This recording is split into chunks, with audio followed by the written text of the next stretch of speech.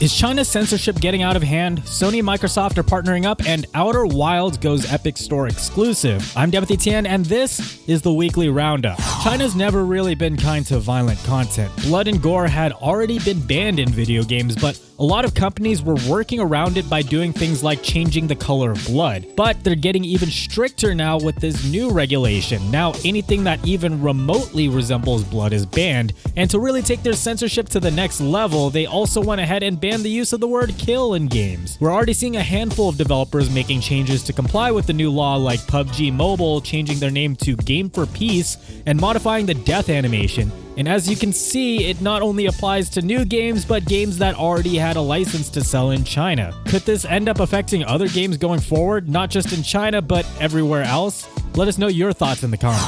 Sony and Microsoft have been the biggest rivals in the gaming space for the longest time, but now they've announced that they're partnering up to bring, quote, new innovations to enhance customer experiences. Their focus is on content streaming, and one of the things that they're planning to do is bring Microsoft's current cloud platform, Azure, to Sony's ecosystem, while also working to develop new cloud services. They're also working together on a handful of other things like artificial intelligence, but it seems improving entertainment experiences seems to be their main focus, so it'll be really interesting to see what this new partnership can bring. Stories about Epic Store exclusivity have become so common that it's gotten to a point where I try not to cover it too much. It just happens way too often, and it's always just the same story with a different game.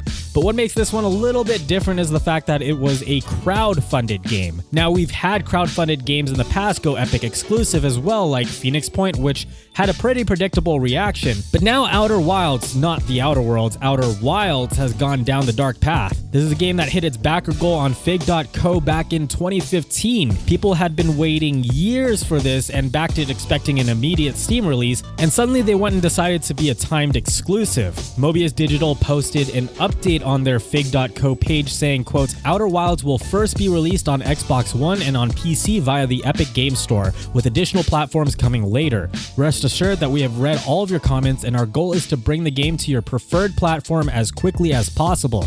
We will keep you up to date with the latest info here, which was immediately met with, you guessed it, angry comments, reasonably so. This comment by John B pretty much sums up why people were mad, saying, quote, I'm sure most of us didn't back the game thinking we could play it on the advertised platform 6 to 12 months after release, as is the case with most Epic exclusives.